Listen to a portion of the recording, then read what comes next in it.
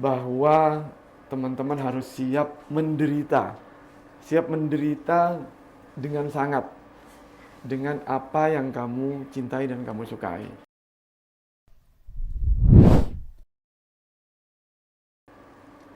Halo Jameders, selamat datang di podcast Inspiratif Talk Janitra Media. Tamu hari ini tidak kalah spesial dari episode-episode sebelumnya karena dia adalah salah satu business owner di Sumeneb. Low profile tapi experience-nya banyak banget dan terutama soal urusan bisnis. Aku yakin kali ini kalian gak bakal nyesel dengerin podcast kita kali ini karena yang akan kita bahas pasti akan relate banget dengan audiens yang ada di rumah. Dan langsung saja kita sambut Mas Andi. Wow. Selamat pagi, Selamat teman-teman datang Jameders. Mas Andi Selamat di podcast datang. Janitra Media. Terima kasih sudah mampir Gimana di sini. kabarnya pada kesempatan kali ini Mas Andi? Luar biasa. Mungkin boleh sapa-sapa Jameders di rumah nih Mas Andi. Ya, pagi teman-teman, terima kasih udah diundang di sini untuk sekedar sharing ya. Sama-sama sharing kita nih, Iya. sama-sama saling belajar itu aja. Iya, luar biasa sekali sudah menyempatkan waktunya untuk bisa sama-sama kita menimba ilmu dan sharing-sharing tentunya untuk audiens yang ada di rumah. Dan kalau boleh cerita nih Mas Andi, mungkin apa sih awal mulanya Mas Andi terjun di podcast, mohon maaf di dunia usaha Mas Andi? Yang jelas sebelum usaha, saya udah lama di dunia profesional kerja istilahnya sebagai employee kayak gitu. Iya. Jadi mungkin saya termasuk generasi yang lama nih. Jadi 2002 saya lulus kuliah, 2003 udah mulai kerja. Jadi ikut perusahaan, beberapa ganti perusahaan sampai tahun 2011. Dan disitulah memulai sebuah usaha yang ternyata saya baru tahu bahwa dunia profesional dan usaha itu meskipun panjang ya perjalanan hampir 10 tahun di dunia profesional dengan pindah-pindah perusahaan gitu ya. Di dunia usaha berbeda jauh dengan dunia profesional itu sih. Jadi untuk memutuskan usaha setelah dunia profesional itu perlu banyak belajar lagi dan disitulah nanti yang naik turunnya di situ. Kalau boleh di-spill, bisnis apa sih yang saat ini Mas Andi sedang jalankan? Ya, kalau bisnis sekarang yaitu karena saya basically dari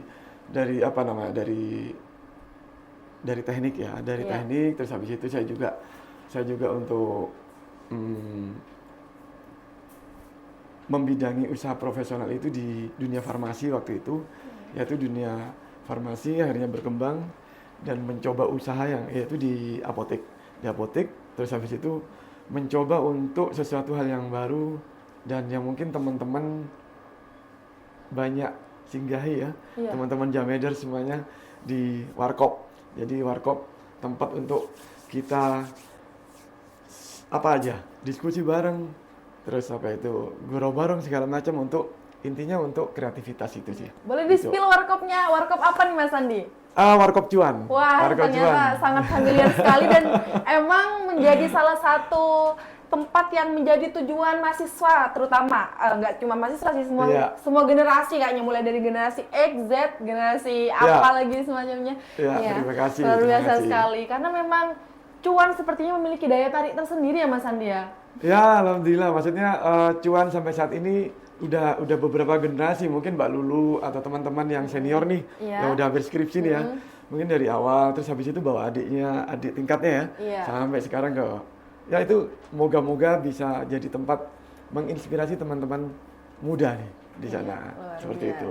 Nah, kalau bisa flashback, kira-kira nyangka gak Mas Andi sampai saat ini ada di posisi ini?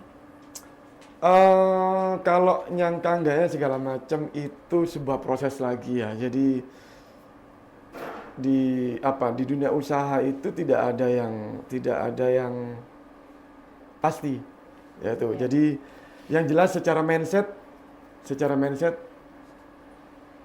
berkembang terus. Intinya kita tetap dengan mindset di awal bahwa dunia usahanya tidak ada yang pasti dan untuk menyangka sampai saat ini ya kita itu udah afirmasi kuat dari dulu bahwa apapun bentuk prosesnya itu entah itu senang, pahit itu udah jadi satu kesatuan aja. Selama ini cukup senang dan ini udah afirmasi dari awal. Seperti itu sih. Ada gak sih Mas sosok support system yang selama ini selalu membersamai dan juga mensupport baik itu dalam keadaan jatuh, turun, bangun gitu Mas? Baik, support system yang jelas keluarga ya. Faktor keluarga itu dari keluarga inti, dari ayah, ibu gitu, terus saudara. Yang jelas kalau udah punya istri dan anak itu juga support system kita untuk terus belajar, karena apa ya, why kita di sana. Kenapa harus kita tetap ingin tetap tough gitu ya. Why kita di sana. Jadi keluarga itulah yang support system kita. Termasuk nanti kalau kita di environment di lingkungan usaha ya, teman-teman employee atau segala macam itu juga support system kita sebenarnya. Kalau utamanya tetap keluarga. Itu. Iya, luar biasa sekali. Jadi emang kita nggak bisa luput dari peran orang-orang yang berada di belakang kita. Jadi saya melihat Mas Andi hari ini merupakan implementasi dari beberapa gabungan dan support system dari semua keluarga besar ya. Tentunya juga ada teman terdekat ya Mas ya yang menjadi support system. Pasti teman terdekat itu kita juga akhirnya banyak teman-teman itu nanti hanya bisa dihitung dengan jari sih. Hanya dihitung dengan jari yang benar-benar tahu kita, terus habis itu kita juga tahu teman yang disitulah nanti saling support. Saling support itu bukan hanya saat suka, senang ya, happy gitu ya. Tapi mereka dengan tulus dan berani untuk mengkritik kita. Dan itu udah bentuknya udah tulus sudah. Itu dan kita nggak boleh baper. Itu menurut saya juga support system banget, teman-teman yang supporting seperti itu. Nah, kalau berbicara passion nih Mas Andi, Ya. kita senang menjalani sesuatu karena itu passion kita. Nah, kira-kira bisnis ini merupakan passion Mas Andi gak? Wah, ini panjang kalau udah passion ini, karena di dalam kita itu mungkin dari ini saya mau bicara agak lintas generasi aja ya. Yang sebenarnya ini juga memvalidasi diri saya sendiri juga untuk mengartikan sebuah passion. Yang pastinya kalau saya sharing dengan teman-teman, entah itu dengan teman-teman yang tenaga profesional dan juga business owner, pastinya sepakat bahwa passion itu seperti dua mata uang ya. Dua koin lah, dua koin dengan sisi yang berbeda. Passion yang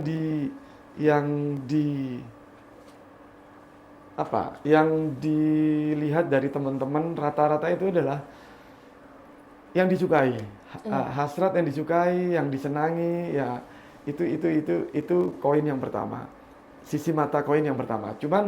Cuman jangan salah bahwa sisi koin yang sebelahnya itu menuntut suatu suffering atau penderitaan.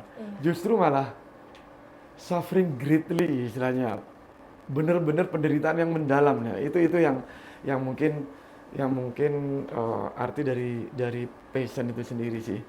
Jadi teman-teman bisa tetap senang dan happy. Ini bayangin ya teman-teman ya, bisa tetap senang atau happy dengan suatu pekerjaan atau suatu usaha yang dia gelutin, dengan penderitaan yang dia alami dia tetap suka, tetap bisa menerima. Itu lebih dalamnya di situ sih. Itu passion itu sendiri. Jadi untuk menyikapi apa itu arti passion sendiri, teman-teman Jammeders nih ya, Jammeders atau teman-teman yang lain, bahwa teman-teman harus siap menderita dengan sangat, dengan apa yang kamu cintai dan kamu sukai. Itu aja. Jadi ketika sudah berani melangkah untuk memulai dunia bisnis, jadi sudah harus menerima kedua sisi itu ya, antara berhasil dan tidak ya Mas ya? Iya, luar biasa. Nah, kira-kira sejauh ini apa sih tantangan terbesar pada saat membangun sebuah bisnis? Iya. Nah itu tadi, jadi kembali ke passion lagi. Karena passion ini juga kita udah siap dengan penderitaan itu tadi ya. Penderitaan itu ya tuh naik turun. Kedinamisan di dunia usaha itu naik turun. Di situ dituntut kita untuk juga harus suka dan menderita juga untuk terus belajar. Itu tantangannya untuk di dunia usaha. Jadi kalau umpamanya tantangan di dunia usaha itu tadi ya dengan kedinamisan yang ada, mau nggak mau kita harus passion itu tadi kita harus melekat dalam diri kita. Itu gambaran besarnya seperti itu. Jadi challenging-nya adalah apapun bentuk nanti dunia usaha mau dibawa kemana atau perjalanan dunia usaha kemana, ya kita tetap harus kembali ke passion itu bahwa kita mau untuk menderita untuk sesuatu yang kita perjuangkan seperti itu. Jadi ketika kita pengen stabil, jadi kita harus melekatkan passion itu pada diri kita ya Mas ya, agar bisnis dan segala sesuatunya bisa berjalan dengan lancar ya, meskipun itu sebagai bentuk ikhtiar dan juga usaha ya Mas, karena selebihnya untuk hasil pasti kita serahkan kepada Yang Maha Kuasa. Iya, itu kalau mau kita bisa kalau ke spiritualnya kita, itu bentuk tawakal kan. Iya, benar, sepakat. Nah, kira-kira nih sejauh ini menurut Mas Andi, kenapa sih justru yang paling ribet itu manusianya atau bisnisnya Mas Andi? Ini di mana nih? Di dunia usaha ya? Dunia usaha. Di dunia usaha. Bisnis itu sebenarnya simple. But human is not simple. Iya.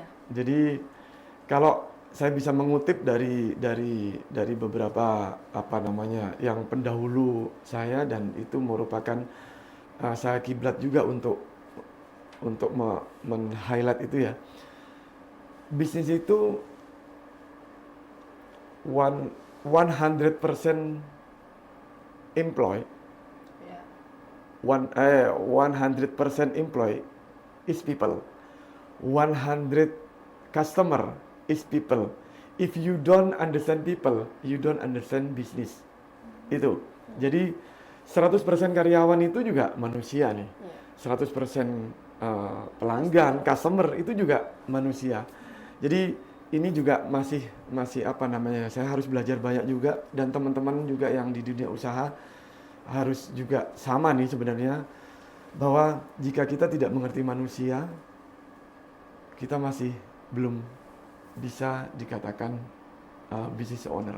Itu yang selalu kita belajar, untuk kita harus mengerti manusianya. Jadi yang kata Mbak Lulu tadi yang disampaikan adalah, apa yang paling tersulit? Manusianya. Itu sangat benar. Itu yang harus kita manage terus. Iya. Sejauh ini nih Mas Andi, tidak sedikit lulusan sarjana yang nggak siap tempur menghadapi dunia kerja. Ya. Kira-kira kenapa nih Mas Andi?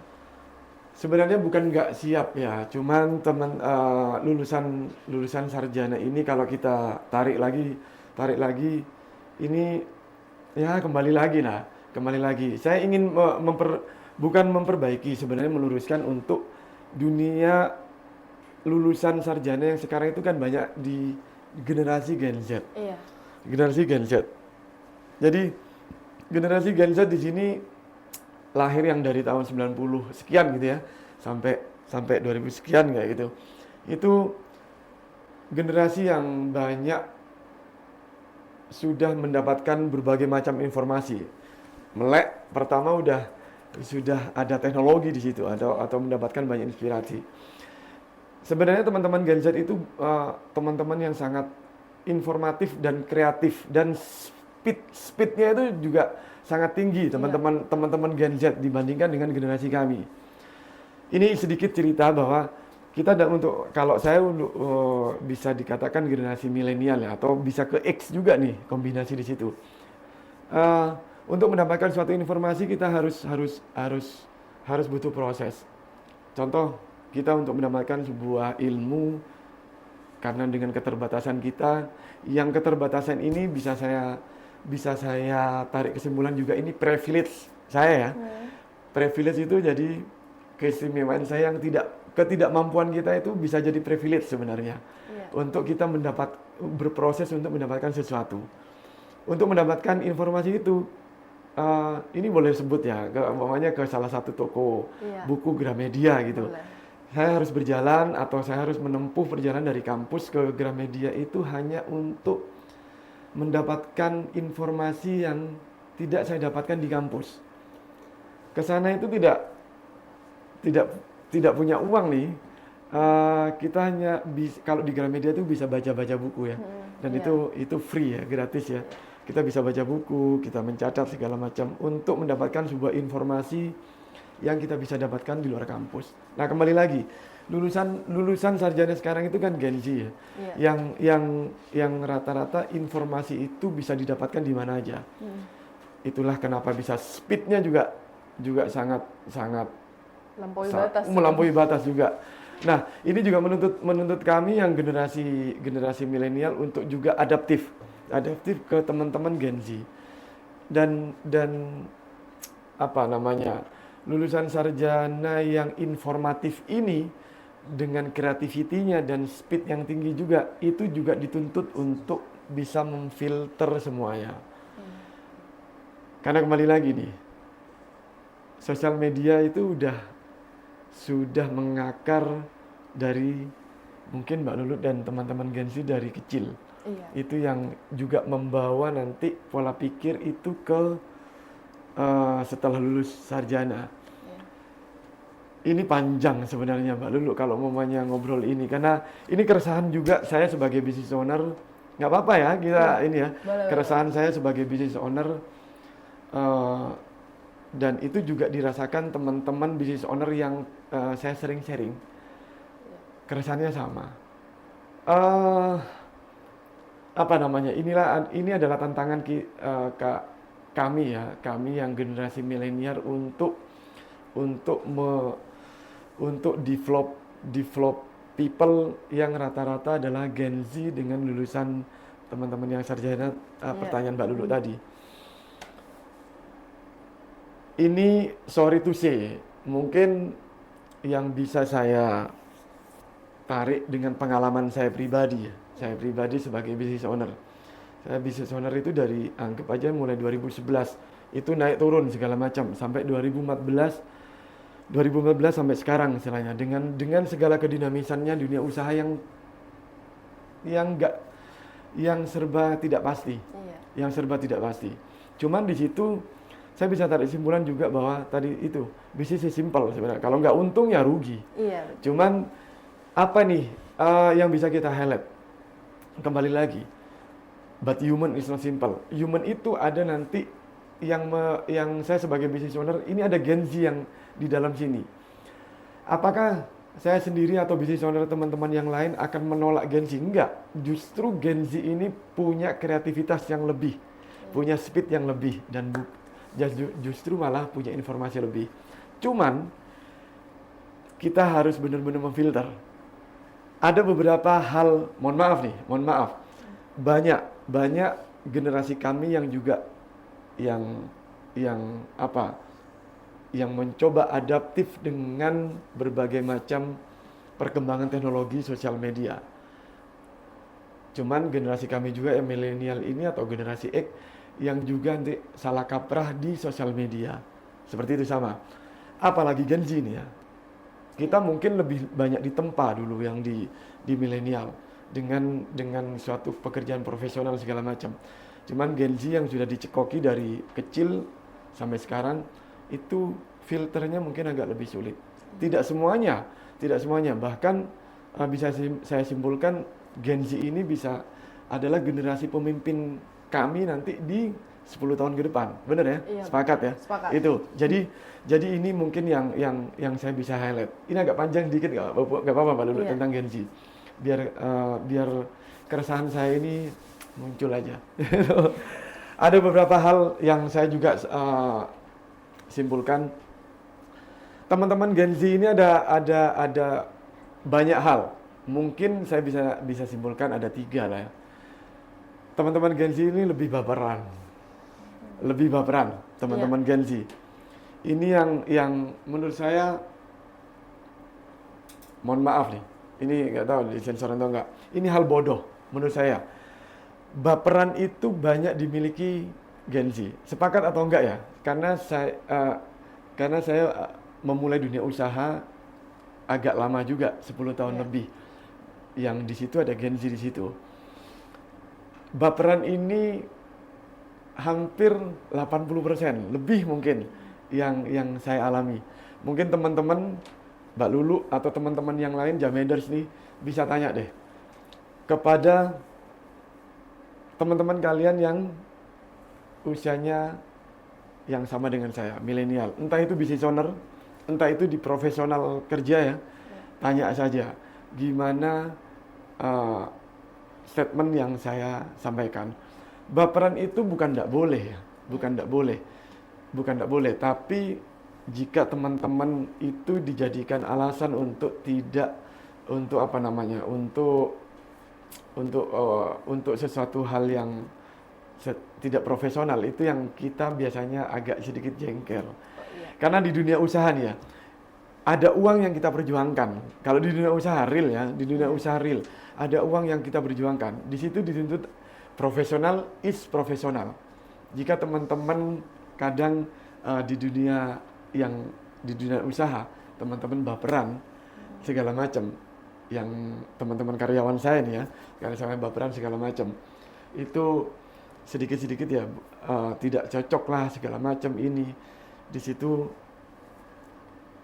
saya memberikan kebebasan, saya terbuka lebar, pintu saya terbuka lebar. Teman-teman mungkin bisa tidak salah memang baperan, tidak salah. Tapi saya memberikan kebebasan. Jika teman-teman baperan, mungkin tidak akan bersama saya untuk di dunia usaha saya seperti itu. Yang pertama baperan, terus habis itu juga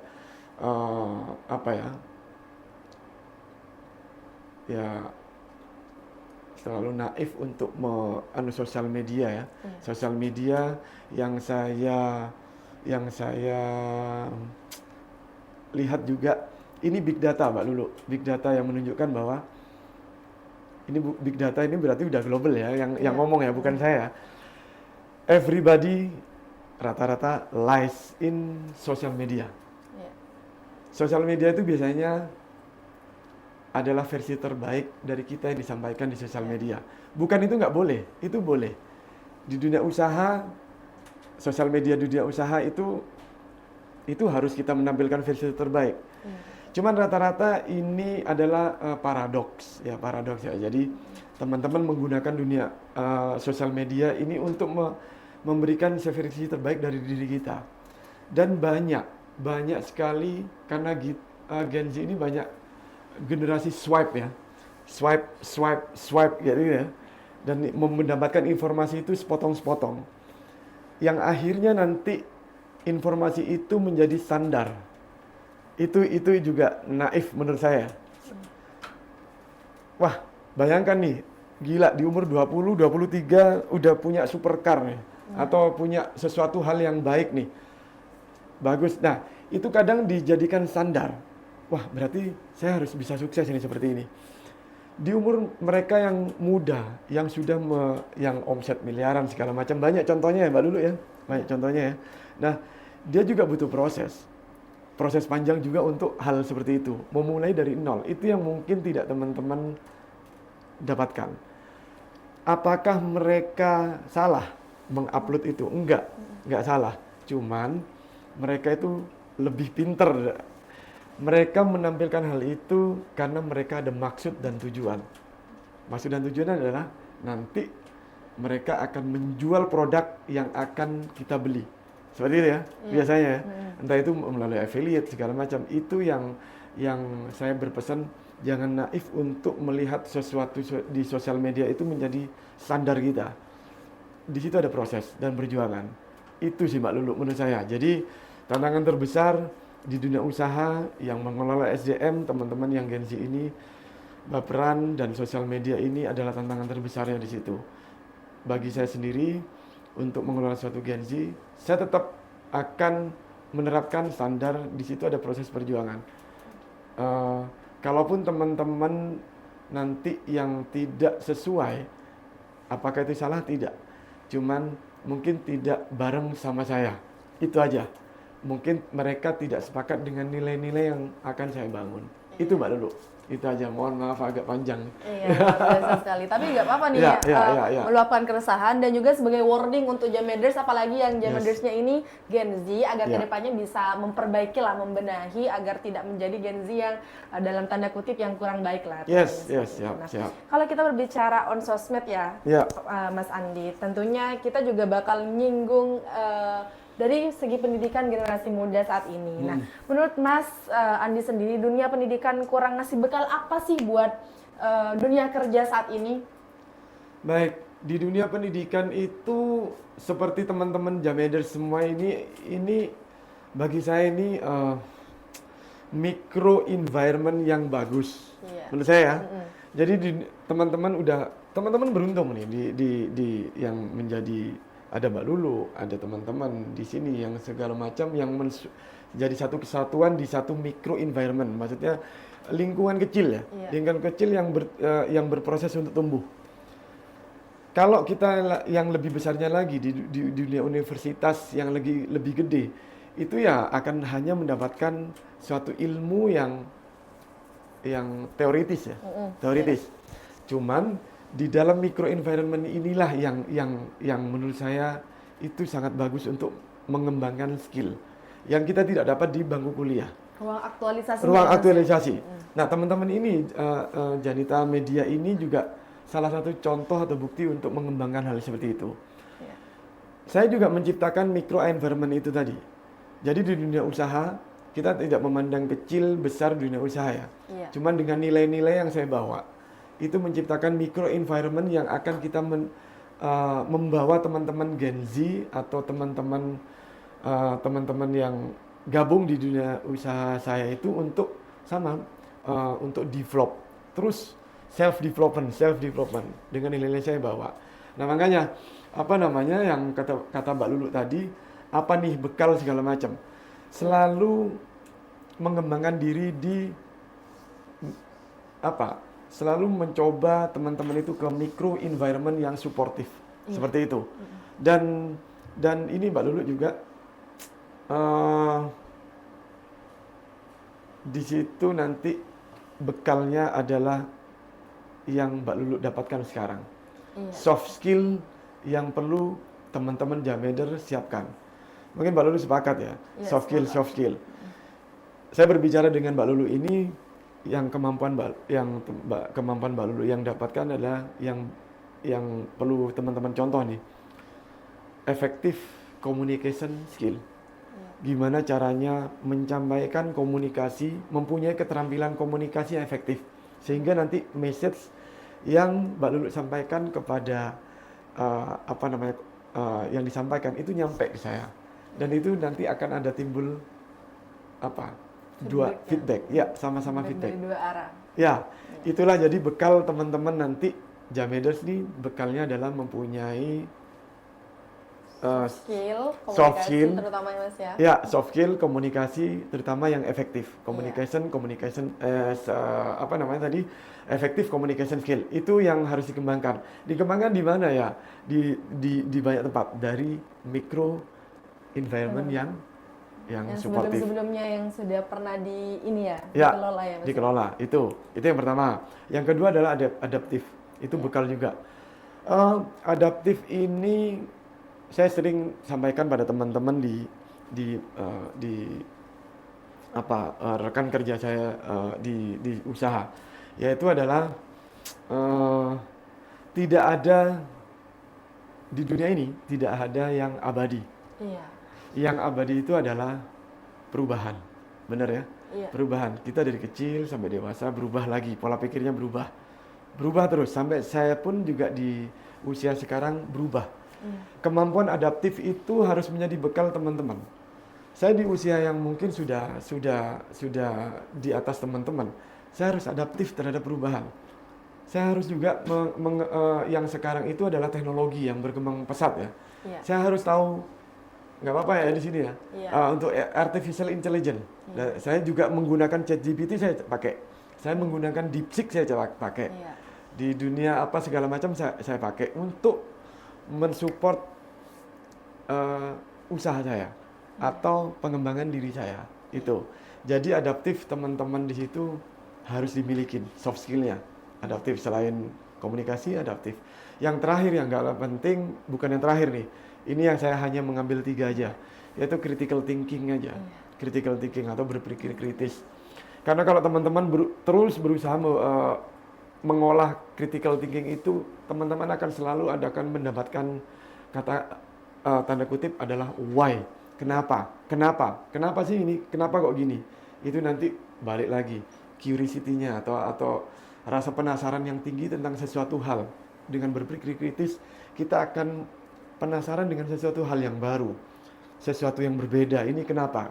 Itu nanti bekal untuk teman-teman mempunyai pola pikir untuk di dunia kerja ataupun di dunia usaha.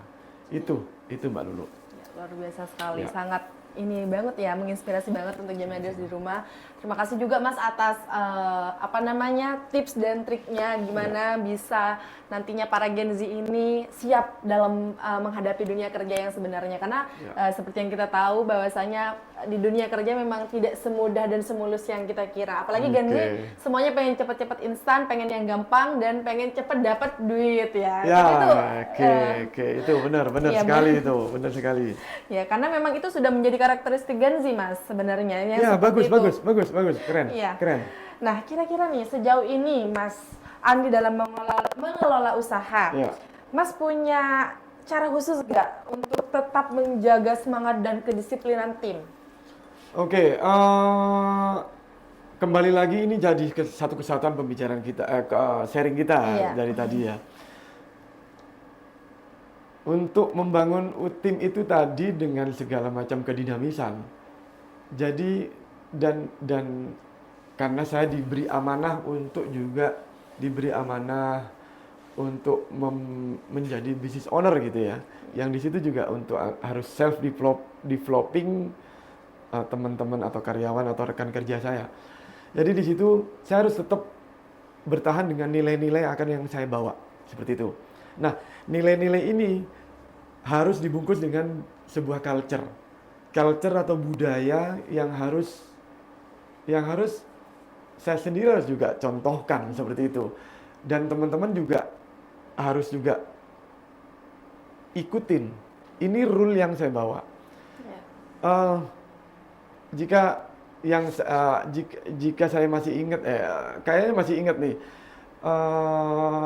yang saya highlight begitu membuka suatu usaha di awal-awal. Di sana ada one purpose, one culture. Jadi satu tujuan, satu budaya. Jadi satu tujuan ini berarti kita dalam tim itu apapun ya. Di teman-teman di Janitra Media ini juga pasti punya goal atau purpose ya, atau satu tujuan ya. Di situ juga harus dalam satu budaya yang sama. Benar ya? Itu yang saya bawa juga di dunia usaha. Jadi untuk mendukung, kata Mbak Lulu tadi apa ya? Gimana nih? Apa tadi lupa saya? Gimana terus meningkatkan semangat dan kedisiplinan dalam tim? Ya, gimana meningkatkan semangat kerja dalam tim? Saya harus tetap terus untuk membangun budaya itu, nilai-nilai budaya itu kepada tim tiap saat. Dan itu harus teman-teman yang saya develop itu ya, harus tetap berada pada rule budaya itu, seperti itu. Iya. Nah, sejauh ini nih Mas Andi, gimana sih cara nyatuin karakter tim yang beda-beda? FYI, Mas Andi sendiri ini kan Gen X kan, dan rata-rata saya melihat, kan saya pernah nih ke salah satu unit usahanya Mas Andi di Warkop Cuan, kebetulan saya melihat karyawannya Gen Z nih Mas Andi. Betul. Kira-kira sejauh ini gimana cara menyatukan karakter tim itu Mas Andi? Ya, ini nanti juga teman-teman karakter tim. Mbak Lulu dan teman-teman Jamaders juga pasti tahu nih, di dalam social style itu nanti kita punya beberapa macam karakter. Jadi di dalam beberapa teori kita ada empat karakter sosial manusia. Jadi di situ ada analytical, driver, amiable, sama ekspresif. Itu adalah social style yang dimiliki. Nah, entah itu Gen Z, entah itu Gen X, entah itu Gen baby boomer atau nanti semuanya, itu nanti pasti akan tercluster dengan 4 social style. Disitulah cara kita untuk bisa asertif. Makanya kenapa saya tekankan ke teman-teman tadi dan kita sharing sama Mbak Lulu, teman-teman harus punya nanti skill komunikasi yang efektif. Karena di situ nanti kita bisa tahu nih kita berhadapan dengan siapa, dengan Gen Z umpamanya. Dan Gen Z dengan asertif komunikasi yang kita milikin, itu kita bisa efektif untuk berkomunikasi dengan mereka. Gen Z nanti yang mempunyai jiwa amiable seperti itu ya, kita bisa asertif ke sana. Gen Z yang mempunyai tipe driven kayak gitu ya, kita bisa efektif ke sana. Ini juga soft skill juga di dalam komunikasi lagi. Komunikasi itu ada pasif, agresif. Di situ juga kita harus banyak belajar juga ya untuk nanti bisa menyampaikan message. Nah, makanya untuk saya untuk bisa dengan karakter teman-teman yang berbeda anggap di Warkop Cuan yang Mbak Lulu ya. Ada beberapa macam Gen Z. Di situ pun Gen Z nggak bisa saya ratakan. Di situ saya cluster kembali Gen Z ini Gen Z yang tipikal yang mana nih? Yang analytical kah? Atau expression? Atau amiable? Atau driver? Itu baru saya nanti mencoba untuk asertif untuk komunikasi efektif pada karakter mereka. Seperti itu. Jadi butuh soft skill lagi untuk ke sana. Iya. Susah-susah gampang ya Mas ya? Ya, susah-susah gampang. Cuman ya itu tadi. Saya harus tetap belajar untuk bisa menyampaikan komunikasi efektif untuk mereka. Yang pasti teman-teman Jameders juga akan nyampe ke sana nanti. Iya, pasti akan ada masanya nyampe dan merasakan ya Mas ya. Yes, siap. Nah, kalau kita berbicara era medsos nih Mas, kebetulan kan mungkin Mas Andi bukan, saya nggak berbicara kalau Mas Andi era medsos, ya era medsos juga, tapi pas di umur yang sudah nggak yang kayak Gen Z gitu Mas, yang memang dari awal lahir memang sudah buka mata langsung melihat medsos. Nah, tapi gimana sih caranya Mas Andi ini beradaptasi dengan medsos? Ini ada pengaruhnya nggak dengan personal branding? Saya juga dulu termasuk yang termasuk yang FOMO ya. Iya. Fear of missing out ya. Iya. Jadi juga korban juga. Karena medsos itu bagi kami itu hal yang wah asik nih. Kita bisa meluapkan sesuatu hal di tempat lain nih. Daripada kita dulu yang terbiasa dengan langsung curhat tatap muka seperti itu. Nah, di awal-awal itu yang saya pakai juga sama. Mungkin juga generasi saya yang sampai sekarang pun itu masih pakai juga sampai sekarang. Itu bukannya saya untuk medsos ini jadi sesuatu hal yang buruk, enggak. Tapi secara ini kita harus pakai medsos ini sebagai dua mata pisau yang harus kita benar-benar pinter. Seperti itu. Menurut saya sih di dunia usaha, kalau dunia usaha branding usaha itu kita harus tetap memakai medsos ini untuk akselerasi, speed dan akselerasi itu. Jadi dan itu harus kita pakai. Cuman untuk personal branding kita harus pinter-pinter di sana. Kembali lagi, big data itu mengatakan bahwa kalau personal ya, everybody lies on social media. Menurut saya teman-teman yang sukses itu yang dia menguatkan personal branding terlebih dahulu, itu pasti ada sesuatu yang dia inginkan. Dia bukan mohon maaf, dia bukan bodoh, tapi kita yang bodoh. Dia pinter malahan. Dia personal branding yang dia bawa untuk sesuatu yang dia inginkan. Untuk dia bisa mengajak kita untuk wah ini cepet banget suksesnya segala macam. Untuk biar kita mempunyai standarnya yang dia sampaikan. Itulah. Jadi kita harus pintar-pintar Mbak Lulu. Adaptif, saya harus tetap adaptif yang seperti Mbak Lulu. Ya. Kita akan open mindset bahwa apapun itu nanti artificial intelligence itu kita akan selalu beriringan. Saya generasi X, kita akan selalu beriringan, tetap memakainya dengan sebijak mungkin. Sebijak mungkin seperti itu. Sepakat. Itu. Nah, ya, kita balik lagi nih Mas. Mungkin sekarang Lulu bakal bertanya terkait kepemimpinannya Mas Andi nih, Ya. seperti apa. Nah, sebelum mengatur orang lain nih Mas, setujukah Mas Andi kita harus bisa mengatur diri kita sendiri dulu Ya. sebagai business owner, bener gak Mas? Sepakat, sangat sepakat. Jadi dan saya bukan apa namanya, sampai sekarang pun ini bukan orang yang lebih pinter dari Mbak Lulu, pinter dari teman-teman Jameders, enggak. Hanya saya itu mempunyai umur yang lebih, Iya. yang mungkin hidup saya lebih lama itu aja. Yang mungkin akhirnya karena hidup lebih lama mempunyai pengalaman yang lebih panjang aja. Bukan saya lebih pinter ya. Itu kan makanya di sini kita akan sharing. Nah, saya juga personal yang yang tetap harus belajar karena batasnya kita, Mbak Lulu dan teman-teman Jameders sepakat bahwa batas untuk belajar kita adalah kematian. Iya. Kalau udah di situ ya udah, kita udah berhenti untuk belajar. Nah, dengan kedinamisan personal yang saya miliki, itu saya harus untuk memegang prinsip bahwa besok harus lebih baik dari sekarang. Apakah kita seideal mungkin segala macam? Saya di posisi ideal sekarang segala macam, enggak. Saya banyak sekali benar-benar false, kesalahan.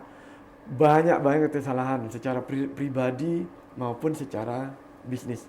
Iya. Itulah yang saya tidak berhenti untuk belajar untuk menjadi lebih baik.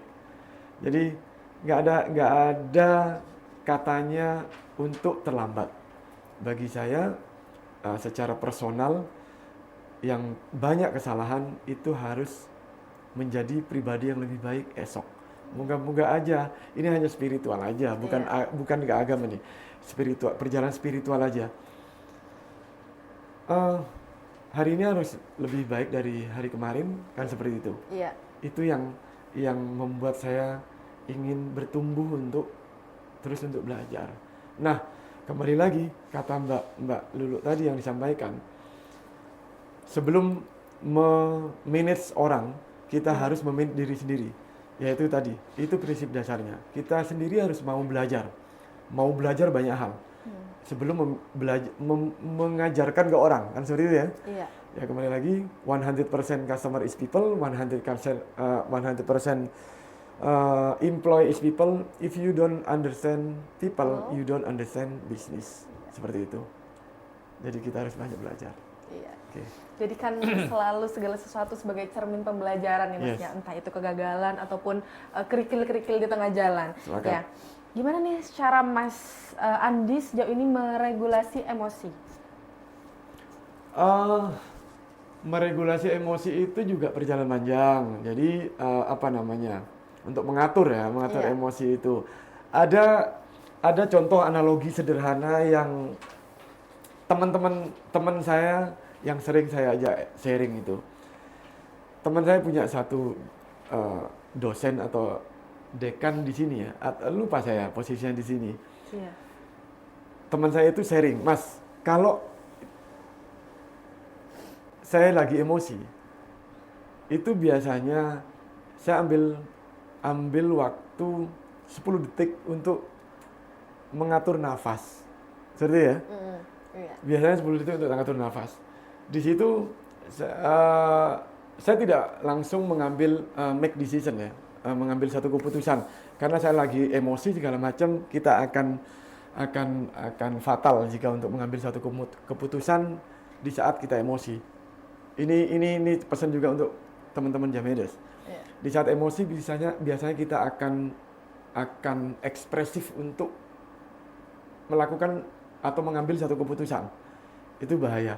Makanya teman-teman yang saya ajak sharing tadi, ada salah satu di uh, pejabat di sini, itu biasanya caranya adalah mengambil nafas, entah itu 10 detik atau 15 detik, saya lupa, untuk mengambil nafas untuk meregulasi emosi. Baru di situ biasanya nanti kita bisa untuk lebih jernih untuk mengambil satu keputusan. Seperti itu. Yeah. Yang nggak bisa ngambil keputusan nanti, yang perlu untuk mengambil nafas agak panjang itu biasanya kalau emosi yang udah lebih kompleks ya, nanti itu entah di situ ada kombinasi antara suatu usaha, keluarga, segala macam, itu biasanya lebih kompleks. Tapi untuk meregulasi emosi, kita harus mengambil nafas. Sederhana loh Mbak Lulu ya, mengambil nafas, mengatur nafas, cuman itu impactful bagi saya impactful untuk tidak keburu-buru untuk make decision itu. Iya. Nah, pasti nih Mas, dalam setiap perjalanan bisnis itu ada tekanan-tekanan tak terduga nih ya. Ya. Kira-kira kebiasaan seperti apa sih yang Mas Andi lakukan agar bisa tetap waras menghadapi banyaknya tekanan nih? Oke, kita harus tetap waras, memang tetap waras. Tekanan itu tadi kembali lagi, kita mempunyai soft skill untuk adaptif ya. Adaptif ini memang yang harus dipunya Jameders, saya sendiri dan Jameders nih. Karena itu tadi, di dunia usaha atau dimanapun itu, di dunia profesional juga, itu biasanya tekanan itu nggak tahu kapan datangnya itu. Iya. Dan kadang menuntut kita untuk tetap waras. Waras itu dalam artian ini, dalam arti teorinya adalah kita harus mempunyai kesadaran diri. Benar ya? Benar nggak? Waras itu sama dengan kesadaran diri nggak? Atau awareness nggak? Iya. Kita aware nggak nih dengan keadaan yang berubah? Di situ biasanya nanti kalau teman-teman sering ngelatih di situ, teman-teman akan auto untuk tetap waras. Jadi perbanyaklah untuk nanti itu banyak hubungannya dengan adaptif dan critical thinking untuk biar tetap waras menghadapin tekanan-tekanan seperti itu. Itu Mbak Lulu. Tapi itu hal yang biasa ya Mas, biasa. yang dihadapi dalam dunia bisnis ya Mas ya? Biasa banget. Jadi emang harus ada terapi khusus yang harus dilakukan ketika sudah ada tekanan-tekanan dari luar seperti itu? Ya, kalau di awal-awal mungkin agak kaget-kaget, kita segala macam. Tapi dengan perjalanan panjang dan kita harus terus belajar, itu nanti akan auto aja. Kita akan tetap waras atau awareness kita, kesadaran diri kita akan tetap terjaga deh itu. Seperti itu. Nah, sejauh ini apa sih Mas pengalaman berkesan selama menjadi business owner?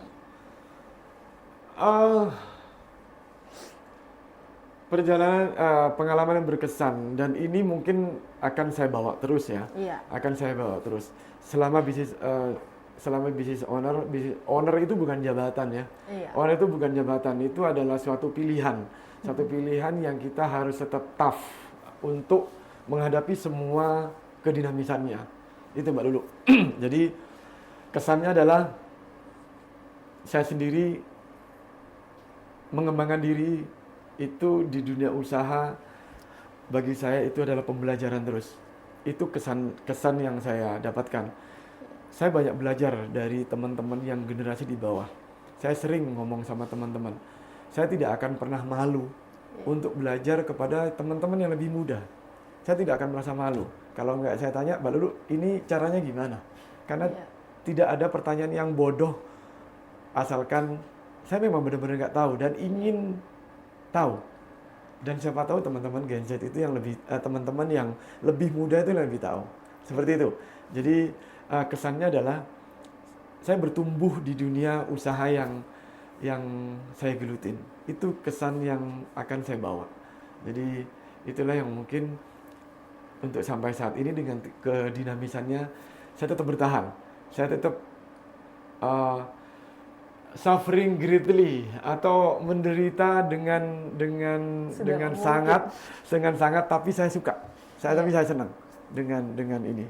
Itulah passion yang saya dapatkan. Boleh nih Mas, satu pesan untuk Jameders di rumah buat anak-anak muda nih, khususnya Gen Z mungkin yang lagi nonton, yang mau mulai bisnis tapi takut ribet riweh ngatur orang banyak. Oke, ribet, riweh mengatur orang banyak itu nanti perjalanan ya. Iya. Teman-teman bedakan dulu antara dagang dan bisnis nih. Dagang dan bisnis itu adalah suatu proses. Awalnya dagang, tapi kalau udah melibatkan di situ unsur-unsur manajemen, manajemen SDM, manajemen marketing, manajemen operasional atau manajemen finance di sana, itu udah mulai mengarah ke bisnis. Iya. Itu. Jadi teman-teman lakukan aja. Jadi jangan kalau sudah mempunyai suatu konsep segala macam, jangan lama-lama just do it aja. Jadi kerjakan aja. Nanti learning by doing di sana akan teman-teman dapatkan. Jangan lupa juga teman-teman harus punya mentor. Punya mentor yang mereka udah sukses terlebih dahulu. Karena mau nggak mau, teman-teman mereka itu sudah sukses terlebih dahulu dan sudah melewatin apa yang belum teman-teman lewatin. Iya. Seperti itu. Mentor itu bagi saya penting dan saya juga masih punya mentor sampai saat ini. Itu yang saya dapatkan. Itu just do it. Langsung kerjakan. Kerjakan dari hari ini ya, Mas. Kerjakan dari ini. Itu mungkin Mbak Lulu. Nah, luar biasa sekali, banyak sekali inspirasi dan pengalaman yang sudah Mas Andi berikan. Kami ucapkan terima kasih sebelumnya, Mas. Baik, sama-sama. Atas ilmu dan juga beberapa hal-hal yang tak terduga nilainya. Mungkin jangan pernah berpuas-puas ya Mas ya untuk bisa memberikan ilmu dan pengalaman bagi kita semua. Sami-sami. Terima kasih banyak sekali lagi. Saya sangat mengapresiasi betul apapun yang telah disampaikan Mas Andi kepada Jameders di rumah. Ya. Karena bagi kami itu merupakan ilmu yang tak terhingga dan bisa bermanfaat untuk kehidupan kita nantinya. Sami-sami. Terima Dan kasih. banyak sekali Jameders yang telah kita dapatkan dari narasumber kita kali ini yang sangat-sangat luar biasa. Beliau juga sudah membagikan tips dan trik bagaimana kita bisa mengelola usaha, bagaimana kita juga bisa siap kerja dan siap terjun langsung di dunia kerja, dan juga tips dan trik terutama sikap seperti apa yang harus kita miliki, baik juga kemampuan skill yang harus kita asah dari sekarang. Ya, benar. Ya. Dan kami ucapkan kembali lagi terima kasih ya Mas ya, Sami-sami. sebanyak-banyaknya sudah Terima kasih berkenan teman-teman. untuk memberikan ilmu kepada Jameders di rumah. Dan jangan lupa like, comment, and subscribe video ini. Sampai jumpa di podcast Jamed episode selanjutnya. Janitra Media, informasi yang menginspirasi.